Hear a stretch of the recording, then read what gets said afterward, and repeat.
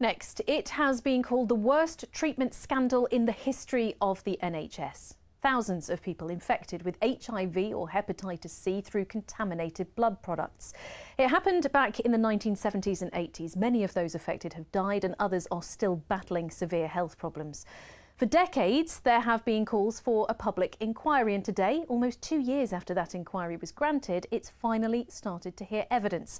Stuart Ratcliffe has been talking to Matthew Harris from Northamptonshire, who was given infected blood plasma, which he later discovered had given him hepatitis C.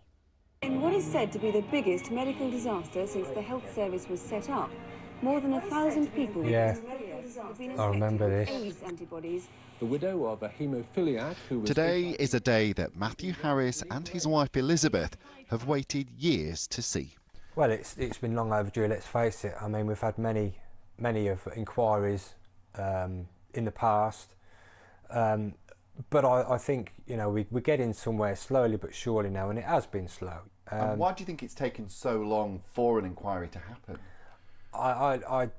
I think people have just tried to sweep it under the carpet, frankly, because they know there's too many people know they've done wrong, and I think that they're just trying to hide it. Matthew is a haemophiliac and as a child was given infected blood plasma. That plasma was imported from the US, often taken from prisoners, many of whom were infected with hepatitis C and HIV.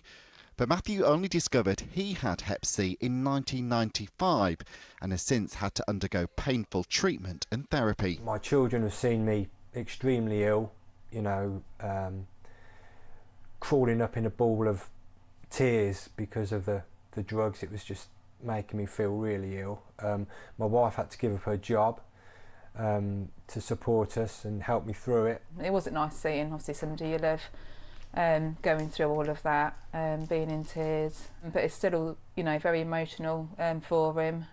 You know, obviously he's lost family members, and to watch it all again, it just brings it more to, you know, it's more real, really.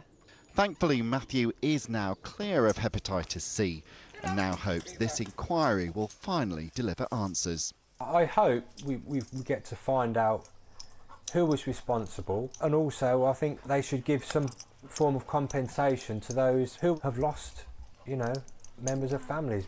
But the wait for justice could be a long one. This inquiry could last up to 5 years and perhaps even longer than that for the final report and recommendations to be published. Stuart Ratcliffe, BBC Look East.